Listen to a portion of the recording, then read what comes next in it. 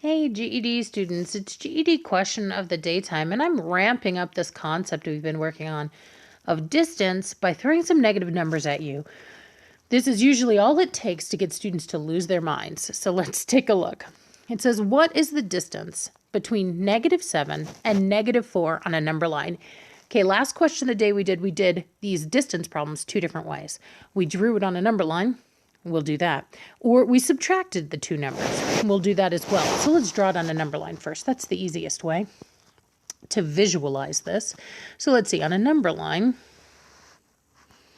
if 0's over here, -4 is back here, -1, 2, 3, -4. And then we've got to keep going for -7, -5, -6, -7.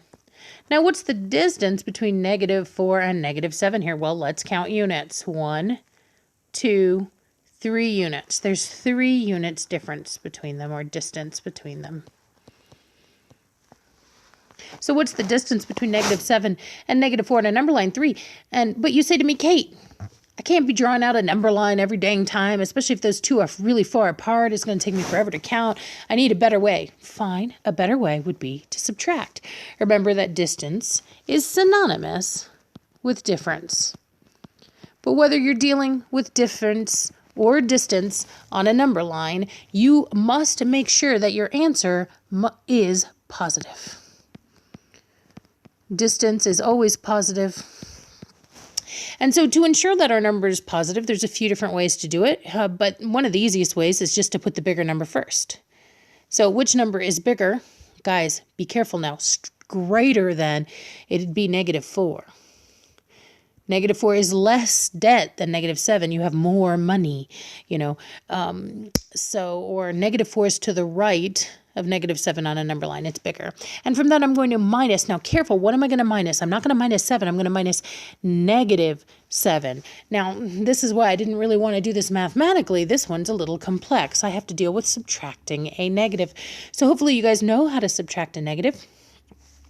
The opposite of subtraction, or the opposite of negative, is positive. And so 2 minus signs in a row actually turn into plus.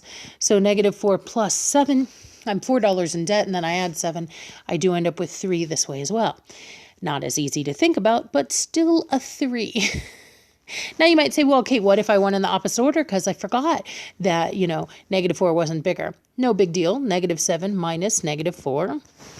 Let's see what would happen here.